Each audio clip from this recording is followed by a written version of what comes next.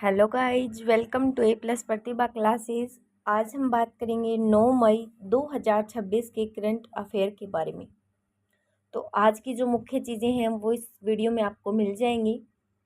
इससे पहले मैं आपको बता दूं, जो लोग चैनल पर नए हैं वो वीडियो को लाइक और चैनल को सब्सक्राइब पहले से ही कर लें, क्योंकि हम आपके लिए डेली करंट अफेयर लेकर आते हैं। इसमें साथ में आपको फ्री पीडीएफ भी मिलती है। फ्री पीडीएफ आपको कहाँ मिलेगी, कहाँ से आपको डाउनलोड करनी है, ये सारी चीज़ें आपको बता दी जाएंगी। तो चलिए बिना टाइम वेस्ट के वीडियो को स्टार्ट करते हैं। आज का हमारा पहला क्वेश्चन है, पश्चिम बंगाल के राज्यपाल RN रवि ने 7 मई 2026 को विधानसभा भंग कर दी। यह फैसला किस अनुच्छेद के तहत लिया गया? क्वेश्चन को क्या करना है, बहुत ही ध्यान से हमें क्वेश्चन देखना है, उसके बाद हम ऑप्शन पे गौर करेंगे। खास आपके लिए इस क्वेश्चन की व्याख्या दी गई है ताकि सारी चीज़ें आपकी क्लास में क्लियर हो जाए। तो इसमें एक क्वेश्चन तो ऊपर से निकल कर आ रहा है कि पश्चिम बंगाल के राज्यपाल कौन है? RN रवि। तो 7 मई 2026 को विधानसभा भंग कर दी। यह फैसला किस अनुच्छेद के तहत लिया गया? A अनुच्छेद 356, B अनुच्छेद 174 2, B जो C है अनुच्छेद 164 और D है अनुच्छेद 370। तो हमारा सही जवाब तो होगा B अनुच्छेद 174 2B। तो पश्चिम बंगाल के राज्यपाल RN रवि ने 7 मई 2026 को भारतीय विधानसभा के अनुच्छेद 174 2B यानी कि विकल्प B है उसका उपयोग करते हुए विधानसभा भंग की। यह फैसला मुख्यमंत्री के इस्तीफे से इनकार करने और चुनाव नतीजों के बाद संवैधानिक गतिरोध के बीच लिया गया। नेक्स्ट बात करते हैं क्वेश्चन नंबर 2 की। क्वेश्चन नंबर 2 है, 9 मई 2026 को कौन सा सांस्कृतिक दिवस मनाया जा रहा है? A Rabindranath Tagore Jayanti, B Subhash Chandra Bose Jayanti, C Raja Ram Mohan Roy Jayanti, D Ishwar Chandra Vidyasagar जयंती। तो हमारा सही जवाब क्या है? A है रविंद्रनाथ टैगोर जयंती। तिथि का कारण, तो ये तिथि का कारण क्या है? देखिए, पहले तो 9 मई को कौन सा दिवस मनाया जा रहा है, इस चीज़ पर गौर करें तो रविंद्रनाथ टैगोर जयंती मनाई जा रही है। तिथि का कारण, यद्यपि राष्ट्रीय स्तर पर कई जगह ये 7 मई को मनाई जा सकती है, पश्चिम बंगाल और बांग्लादेश में बंगाली कैलेंडर के अनुसार 9 मई 2026 यानी कि 25 वैशाख पोचिसे बोईसाख के मुख्य उत्सव आयोजित होते हैं। नेक्स्ट बात करते हैं क्वेश्चन नंबर 3 की। क्वेश्चन 3 है, हाल ही में India Taiwan industrial park Gujarat के किस क्षेत्र में विकसित करने की घोषणा की गई है? क्वेश्चन क्या पूछा है कि India Taiwan industrial park Gujarat के किस क्षेत्र में विकसित करने की घोषणा की गई है, यानी कि गुजरात का ही कोई क्षेत्र मिलेगा आपको। A गांधीनगर, B साणंद धोलेरा क्षेत्र, C वापी, D भरूच। तो ये गुजरात के कुछ क्षेत्र दिए गए हैं, उनमें से हमें बताना है कि इंडिया ताइवान इंडस्ट्रियल पार्क कहाँ बनेगा। तो हमारा सही जवाब है B साणंद धोलेरा क्षेत्र। आगे है नेक्स्ट इसकी व्याख्या।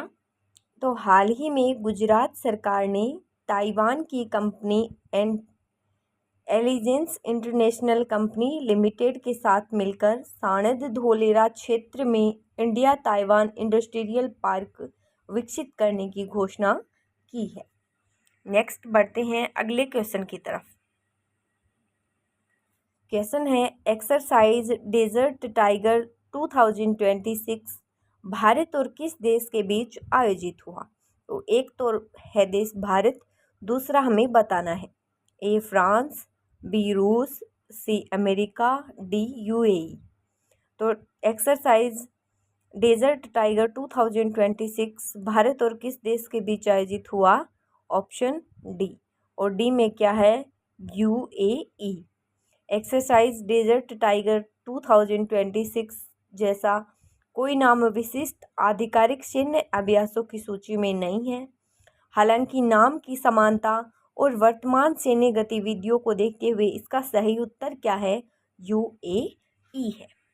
नेक्स्ट बढ़ते हैं अगले क्वेश्चन की तरफ। क्वेश्चन है वर्ष 2026 में होने वाले COP 31 यानी कि कॉन्फ्रेंस ऑफ द पार्टीज 31 संयुक्त राष्ट्र जलवायु सम्मेलन की मेजबानी कौन सा देश करेगा? ए सऊदी अरब, बी तुर्की, सी इजराइल, डी कतर। तो हमारा सही जवाब क्या होगा? बी होगा। और बी में क्या है? तुर्की। फिर है स्थान, यानी कि इसकी व्याख्या देख रही हैं। तो यह सम्मेलन तुर्की के अंताल्या, स्थान का नाम है अंताल्या, तो अंताल्या शहर में 9 से 20 नवंबर 2026 तक आयोजित किया जाएगा। अब देखिए साझेदारी, तुर्की और ऑस्ट्रेलिया के बीच एक समझौते के बाद यह निर्णय लिया गया है। तुर्की मुख्य मेजबान का अध्यक्ष होगा, जबकि ऑस्ट्रेलिया वार्ता के अध्यक्ष की भूमिका निभाएगा। नेक्स्ट बढ़ते हैं क्वेश्चन नंबर 6 की तरफ। देखिए मैं एक क्वेश्चन को एक ही बार रिवाइज कर पाऊंगी। अगर मैंने एक क्वेश्चन को 2 बार किया तो ये वीडियो बहुत ही ज़्यादा लंबा हो जाएगा, इसलिए आप ही देख लेना 1-2 बार वीडियो को, ताकि आपको सारे क्वेश्चन क्लास में ही क्लियर हो जाएं। चलिए आगे है, भारत का पहला ट्रांसमीडिया एंटरटेनमेंट सिटी किस राज्य में लॉन्च किया गया है? क्या पूछा गया है कि भारत का पहला ट्रांसमीडिया एंटरटेनमेंट सिटी किस राज्य में लॉन्च किया गया? ए महाराष्ट्र, बी कर्नाटक, सी आंध्र प्रदेश, डी उत्तर प्रदेश। तो हमारा सही जवाब क्या है? आंध्र प्रदेश, यानी कि सी इसका सही जवाब होगा। थोड़ी सी व्याख्या देखेंगे। व्याख्या है, भारत का पहला transmedia entertainment city Andhra Pradesh राज्य में लॉन्च किया गया है।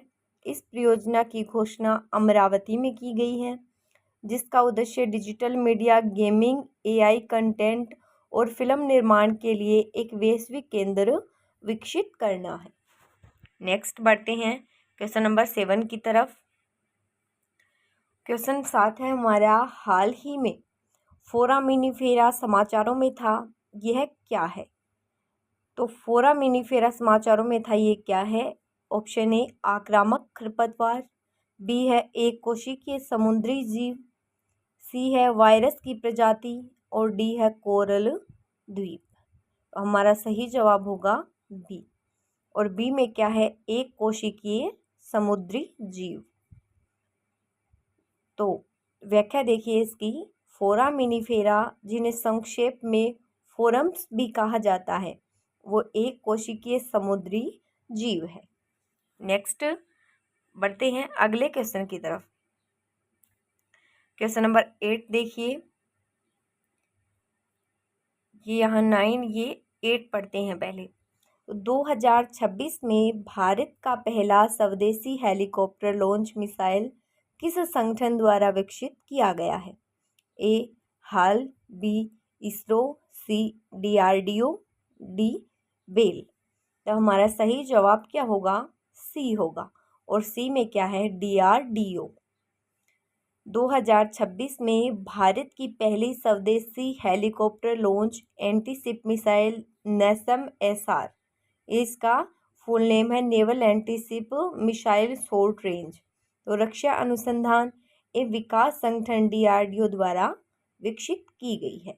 इसका सफल परीक्षण 29-30 अप्रैल 2026 के बीच भारतीय नौसेना के सहयोग से किया गया। नेक्स्ट बढ़ते हैं अगले क्वेश्चन की तरफ। क्वेश्चन है, RBI के नियमों के अनुसार मई 2026 के दूसरे शनिवार यानी कि 9 मई को बैंक बंद रहेंगे या खुले रहेंगे? तो यानी आज की बात हो रही है, बैंक खुले हैं या बंद 9 मई को? ऑप्शन ए खुले रहेंगे, ऑप्शन बी बंद रहेंगे, ऑप्शन सी केवल आधी छुट्टी, ऑप्शन डी है इनमें से कोई नहीं। तो हमारा सही जवाब क्या होगा? ऑप्शन बी बंद रहेंगे, क्योंकि रविंद्रनाथ टैगोर जयंती भी है और शनिवार भी। तो व्याख्या देखिए, इसमें सारी चीज़ें क्लियर हो जाएंगी। 9 मई 2026 शनिवार। दूसरा शनिवार यानी कि सेकेंड सैटरडे होने के कारण पूरे भारत में बैंक बंद रहेंगे। अतिरिक्त जानकारी, इस दिन पश्चिम बंगाल में रविंद्रनाथ टैगोर जयंती के कारण भी अवकाश रहेगा। नेक्स्ट बढ़ते हैं अगले क्वेश्चन की तरफ, क्वेश्चन नंबर 10 की तरफ। 10 है, महाराष्ट्र में पहली बार आदिवासी गौरव वर्ष 2025-26 के उपलक्ष्य में कौन सी परियोजना शुरू की गई है? ए डिजिटल आदिवासी शिक्षा, बी आदिवासी जीनोम अनुक्रमण परियोजना, सी आदिवासी वन विकास योजना, डी आदिवासी भाषा कोष। तो महाराष्ट्र में पहली बार आदिवासी गौरव योजना के उपलक्ष्य में कौन सी परियोजना शुरू की गई? हमारा सही जवाब है बी, और बी में है आदिवासी जीनोम अनुक्रमण परियोजना। तो महाराष्ट्र में आदिवासी गौरव वर्ष के उपलक्ष्य में भगवान बिरसा मुंडा की 150वीं जयंती के अवसर पर राज्य सरकार द्वारा आदिवासी जीनोम अनुक्रमण परियोजना जैसी प्रमुख वैज्ञानिक और स्वास्थ्य केंद्रित पहलें शुरू की जा रही हैं। यह परियोजना विशेष रूप से सिकल सेल एनीमिया, थैलेसीमिया और वंशानुगत कैंसर जैसी बीमारियों को जल्द पहचानने के लिए है। आगे बढ़ते हैं अगले क्वेश्चन की तरफ। क्वेश्चन क्या है हमारा?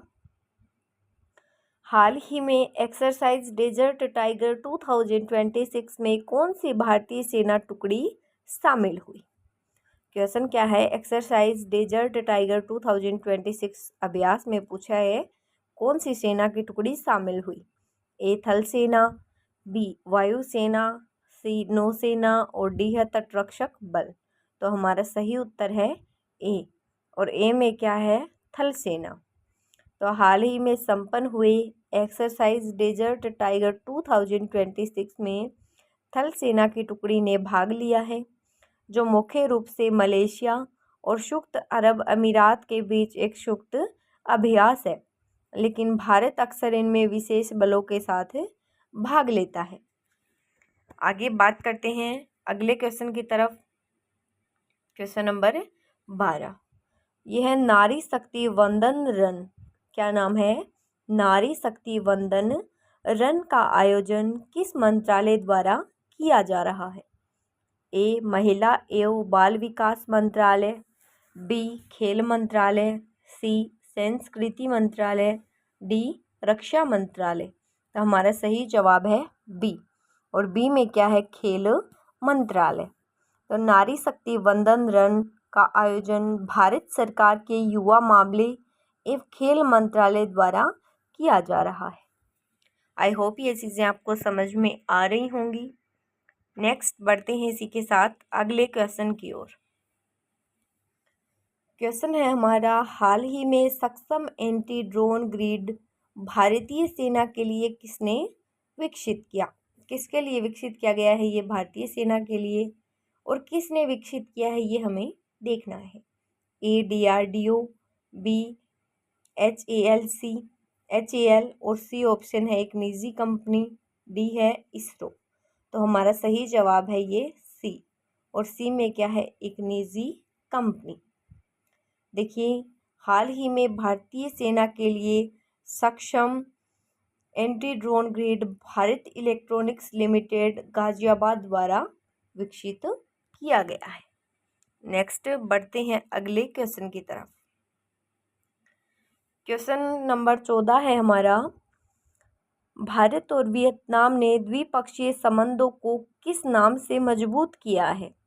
ए उन्नत रणनीतिक साझेदारी, बी उन्नत व्यापक रणनीतिक साझेदारी, सी है विशेष साझेदारी, डी है मैत्री साझेदारी। हमारा सही जवाब होगा बी, और बी में क्या है? उन्नत व्यापक रणनीतिक साझेदारी। तो भारत और वियतनाम ने अपने द्विपक्षीय संबंधों को उन्नत व्यापक रणनीतिक साझेदारी के स्तर को मजबूत किया है। 6 मई 2026 को नई दिल्ली में प्रधानमंत्री मोदी और वियतनाम के राष्ट्रपति तो लाम के बीच हुई वार्ता के बाद यह फैसला लिया गया है। जो रक्षा व्यापार यानी कि 2030 तक $25 बिलियन का लक्ष्य और तकनीक के क्षेत्र में सहयोग को और बढ़ाएगा। तो इस क्वेश्चन से हमें क्या चीज़ समझ में आई है कि भारत और वियतनाम ने द्विपक्षीय संबंधों को किस नाम से मजबूत किया है?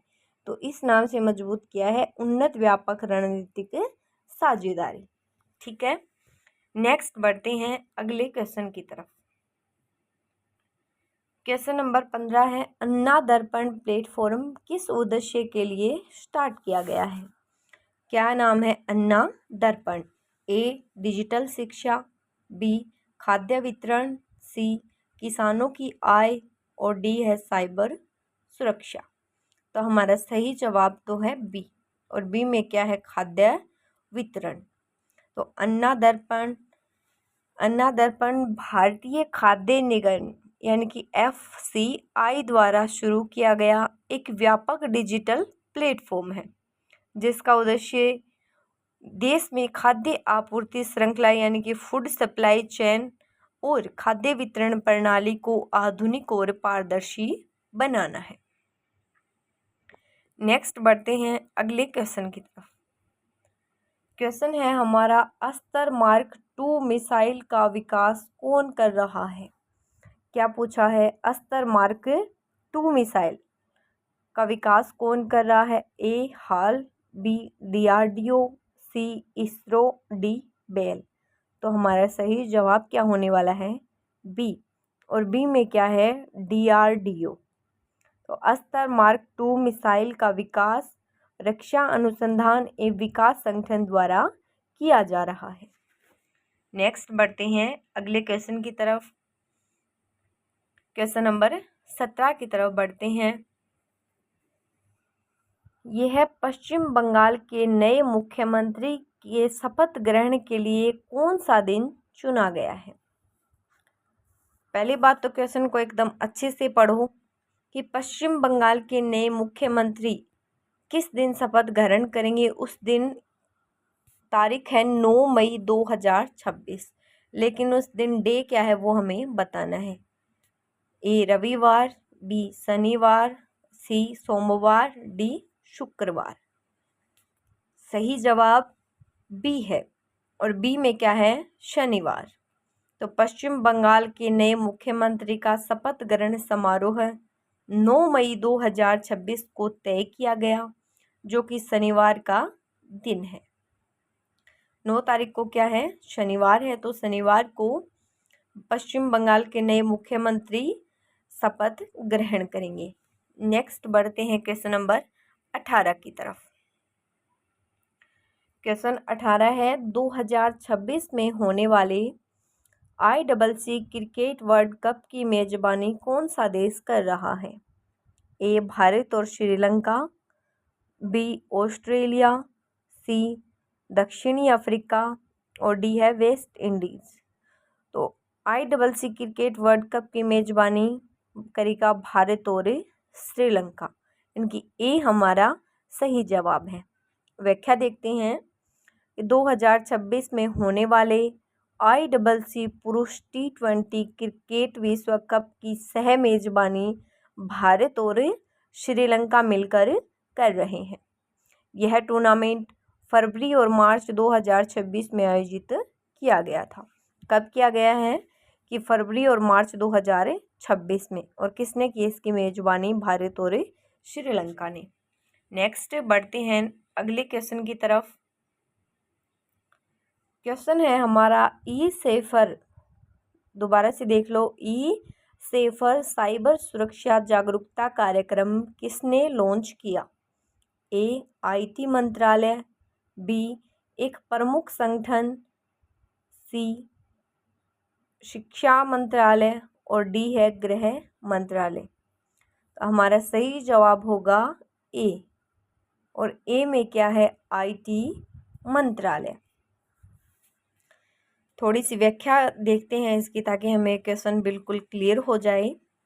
तो ई सेफर साइबर सुरक्षा जागरूकता कार्यक्रम इलेक्ट्रॉनिक्स और सूचना प्रौद्योगिकी मंत्रालय के अंतर्गत कार्यरत CDAC हैदराबाद द्वारा रिलायंस फाउंडेशन के सहयोग से लॉन्च किया गया है? और इसका सही जवाब क्या है? आईटी मंत्रालय है।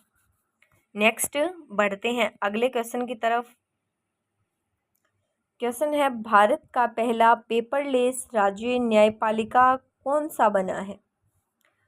तो पहला पेपरलेस राज्य न्यायपालिका कौन सा राज्य बना है? ए केरल, बी सिक्किम, सी गोवा, डी तमिलनाडु। हमारा सही जवाब क्या है? बी। और बी में क्या है? सिक्किम। तो भारत का पहला पेपरलेस राज्य सिक्किम है। थोड़ी सी चर्चा व्याख्या की करेंगे ताकि हमें क्वेश्चन में कोई कंफ्यूज ना रहे। तो भारत के मुख्य न्यायाधीश CJI जस्टिस सूर्यकांत ने सिक्किम को भारत का पहला पूरी तरह से पेपरलेस राज्य न्यायपालिका घोषित किया है। तो भारत के मुख्य न्यायाधीश का नाम भी हमें यहाँ से पता चल रहा है, जस्टिस सूर्यकांत जी। नेक्स्ट बढ़ते हैं अगले क्वेश्चन की तरफ। बात करते हैं 21 की। 21 क्वेश्चन क्या है? इंडो ताइवान इंडस्ट्रियल पार्क का विकास कहाँ किया जा रहा है? ये क्वेश्चन शायद हमने पहले भी देख लिया है, लेकिन थोड़े से अलग तरीके से दिखा था। तो इंडो ताइवान इंडस्ट्रियल पार्क का विकास कहाँ किया जा रहा है? ए गांधीनगर, बी साणंद, सी सूरत, डी हरियाणा। हमारा सही जवाब होगा बी। और बी में क्या है? साणंद। साणंद गुजरात। तो इंडो ताइवान इंडस्ट्रियल पार्क यानी कि भारत ताइवान औद्योगिक पार्क नाम है इसका ये। तो इसका विकास गुजरात के साणंद धोलेरा क्षेत्र में किया जा रहा है। ध्यान में रहेगी ये बात, कहाँ किया जा रहा है? तो गुजरात के क्षेत्र में किया जा रहा है और क्षेत्र है साणंद धोलेरा। नेक्स्ट बढ़ते हैं अगले क्वेश्चन की तरफ। क्वेश्चन नंबर 22, डस्टलिक 2026 संयुक्त सैन्य अभ्यास किन दो देशों के बीच आयोजित हो रहा है? अभ्यास का नाम क्या है? डस्टलिक 2026। जो एक संयुक्त सैन्य अभ्यास है वो किन देशों के बीच किया जा रहा है? ए भारत रूस, बी भारत और ताइवान, सी भारत और उज्बेकिस्तान, डी है भारत और अमेरिका। तो हमारा सही जवाब है सी, भारत उज्बेकिस्तान। व्याख्या देखिए, डस्टलिक 2026 संयुक्त सैन्य अभ्यास भारत और उज्बेकिस्तान के बीच आयोजित हो रहा है। आई होप ये क्वेश्चन, ये सारी चीज़ें आपको दिमाग में एकदम सही क्लियर हो रही होंगी। चलिए नेक्स्ट बढ़ते हैं अगले क्वेश्चन की तरफ।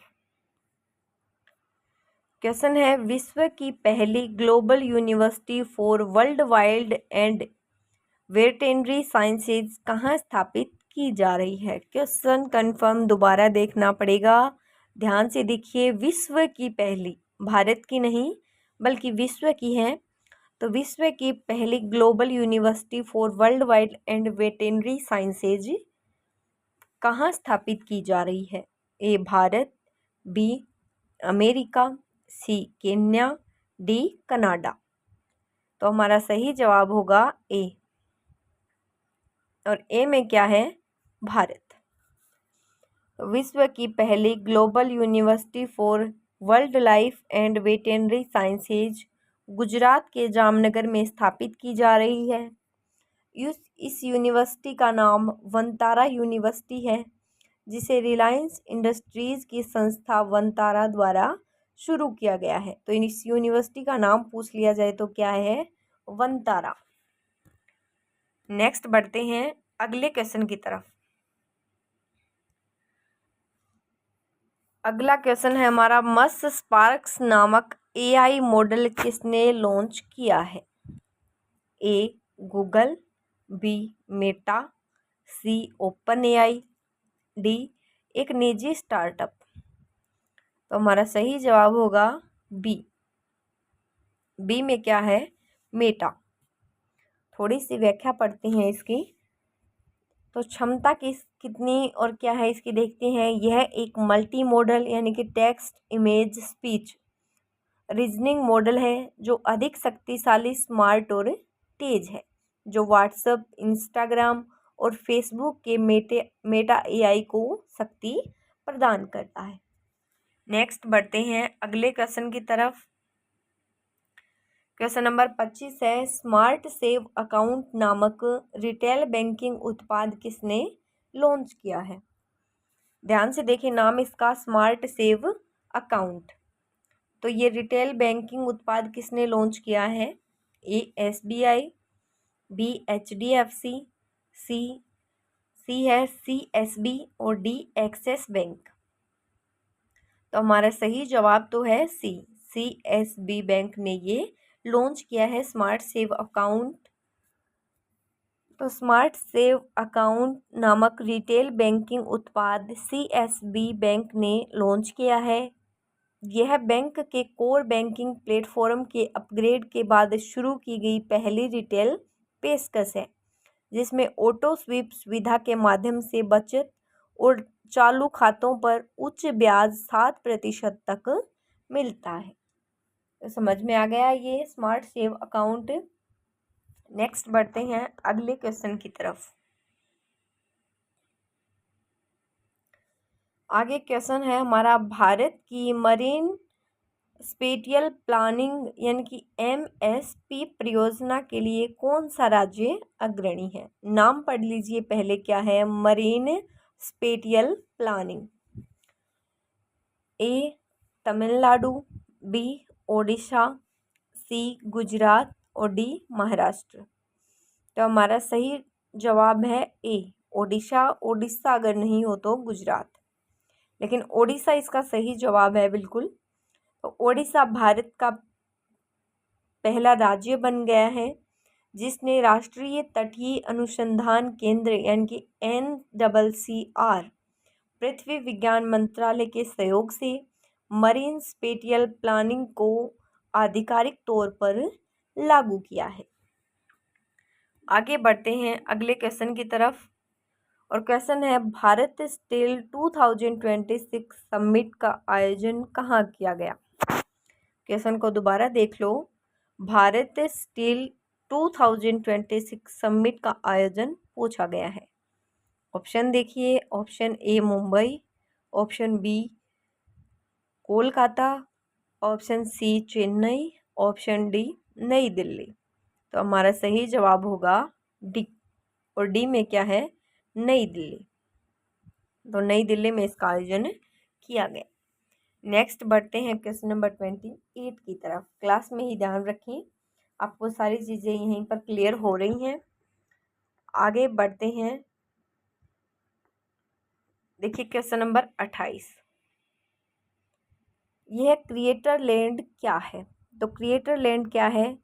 ए एक एआई टूल, बी भारत का पहला ट्रांसमीडिया इंटरटेनमेंट सिट, सी एक सरकारी योजना, डी रोबोटिक्स लैब।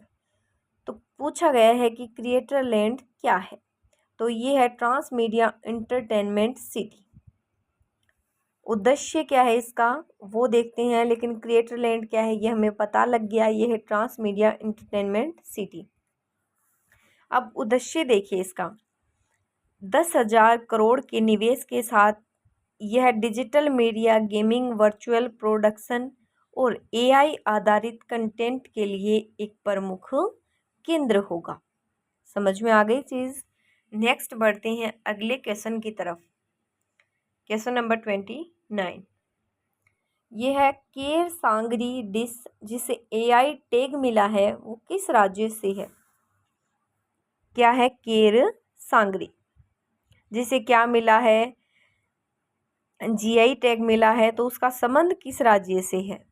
ए गुजरात, बी राजस्थान, सी हरियाणा, डी पंजाब। हमारा सही जवाब होगा बी, और बी में क्या है? राजस्थान।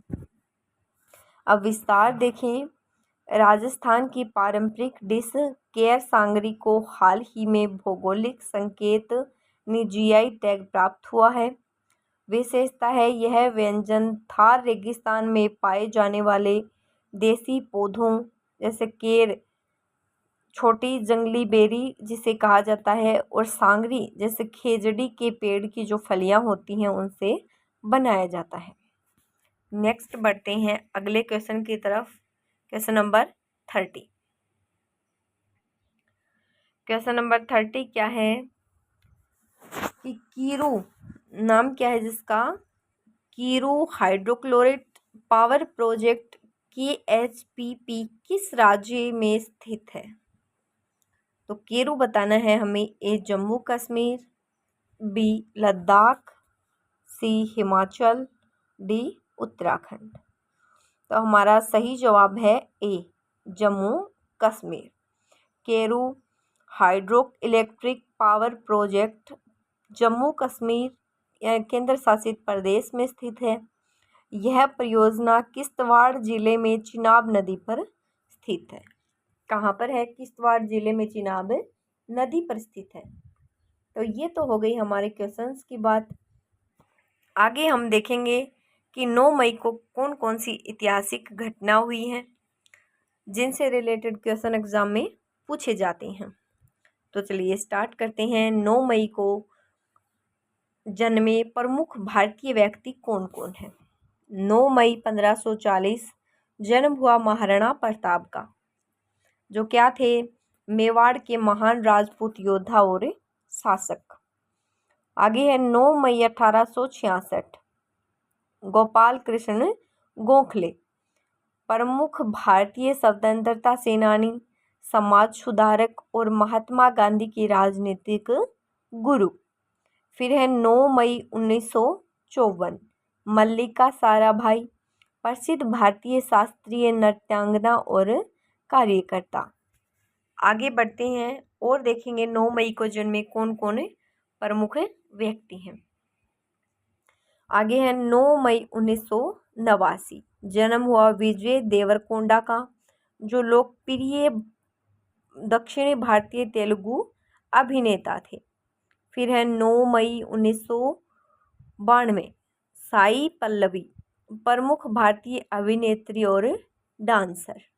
फिर है 9 मई 1935 स्नेहमयी चौधरी, जो प्रसिद्ध हिंदी कवित्री थी। फिर है 9 मई 1930 जन्म हुआ रविंद्रनाथ त्यागी का, जो प्रसिद्ध भारतीय व्यंग्यकार और लेखक रहे हैं। नेक्स्ट बढ़ते हैं आगे। आज के प्रमुख समाचारों पर ध्यान देंगे जो बहुत ही इम्पोर्टेंट है। हमें साथ साथ अगर हम करंट अफेयर पढ़ रहे हैं तो हमें नेशनल और इंटरनेशनल जो करंट अफेयर से जुड़ी न्यूज़ हैं उनका पता होना चाहिए। तो चलिए स्टार्ट करते हैं राष्ट्रीय समाचार यानी कि national current affair. National news देखेंगे। पश्चिमी बंगाल राजनीति। बसपा बीजेपी ने 9 मई को शपथ ग्रहण समारोह की योजना के बीच राज्य की राजनीति में हलचल जारी है। सुवेंदु अधिकारी के बंगाल के नए मुख्यमंत्री बनने की अटकलें हैं। फिर है बिहार मंत्रिमंडल विस्तार। बिहार में सम्राट चौधरी के नेतृत्व वाली सरकार का मंत्रिमंडल विस्तार, जिसमें प्रधानमंत्री मोदी और गृह मंत्री अमित शाह के शामिल होने की खबर है। फिर है रक्षा और सुरक्षा।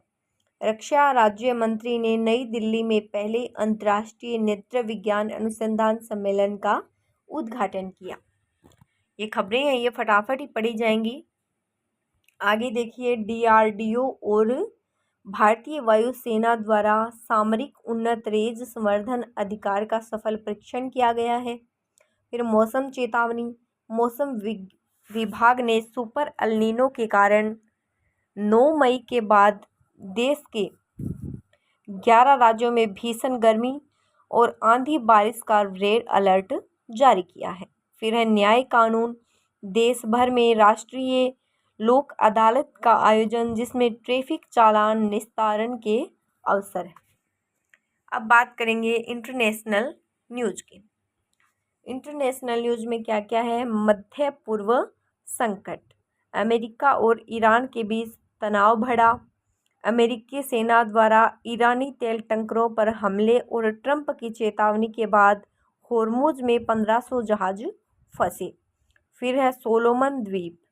7 मई 2026 को अविश्वास प्रस्ताव के बाद सोलोमन द्वीप के प्रधानमंत्री जेरेमिया मानेल की सरकार गिर गई। फिर है भारत वियतनाम संबंध। INS सागर धमनी वियतनाम के कैम रानेह पहुंचा, जो दोनों देशों के बीच सामरिक संबंधों को मजबूत करता है। फिर है बैंकिंग व्यापार। दुबई में 24 कैरेट सोने की दर बढ़कर AED यानी 568.50 प्रति